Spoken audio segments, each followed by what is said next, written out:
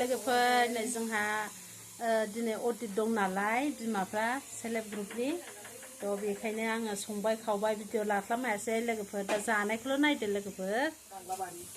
जाय फाराफारि मावग्राफ्रा नै मावाखै बिसोर नै जानायावसो फैजोबदों जानोसो फैजोबदों मावनायाव गैया औहाय बावलायलांबाय नै सासे ओंखाम संग्राया नै खोथायानो गासैबो केन्सेल जायो मा मेथाइ बेलाय मा मेथाइ गाबोन थांनांगौनि मेथाइ ए रायलायखाबाबो जाया नालाय नै बिसोरो मा बे माबे थाइबें खाजि ए थाइबें खाजि दोनखाबाय ना दोनखाबाय औ नै लोगोफोर नैबे दालि नैबे ना बाथोना बोखारदो औ ना बाथोन लाय बानलु बाथोन नै बानलु गोरान बाथोन ना एवनाय अमा बिथै ओमफ्राय नैबे माबा फाथो दोलो नाथुर ओमफ्राय थाइबें खाजिया बोरो थाइबें खाजि दंबायो जानोसै होखादो थोरसियाव होजोब दे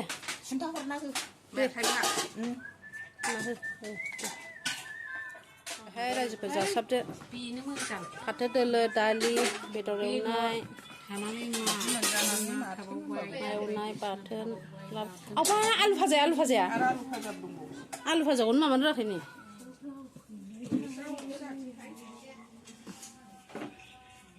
आलु भाजाखौनो माबा रोङाखै ओइ बाबा लांफैदो नै ओंखामा आलु भाजा जोंना नैलै आं लाखाबाय ओंखामा रुनायसो दे जोंना रायजोफोर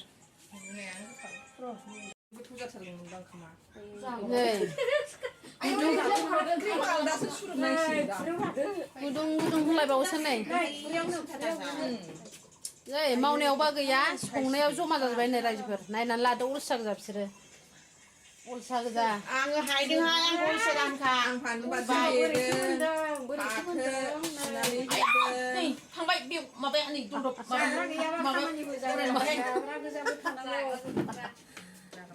मावनायाव गैया नै अलसाफ्रा सानजौनानै फैजोबबाय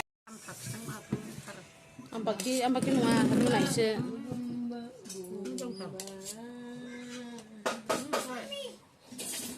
जाखांनानैसो लिरसै ना जाजोबखांनानैसो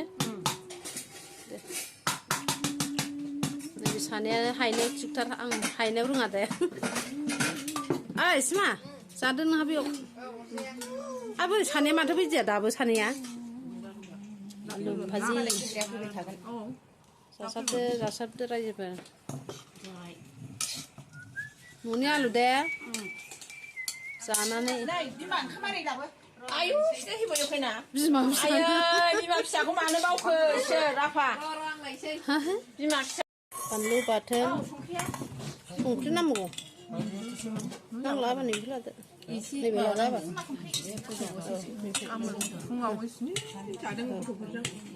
ओइ नाया थोदोंना थोआखै रायजोफोर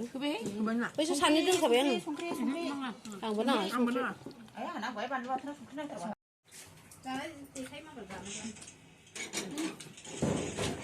नाया बुरिया दं नाया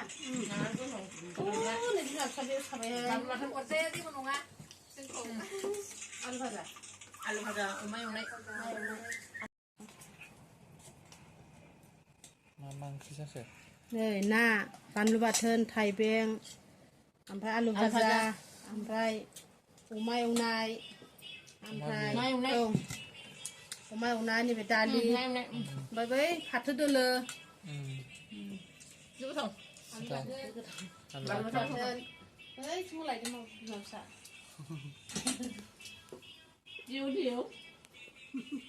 जेखौ लानांला लाया जाबाय लानांगौ बेयो एक्सट्रा जाफैदोंमोन मबाइल नायदों मबाइल नायदों मालाय एसे लाजिबावबाय नै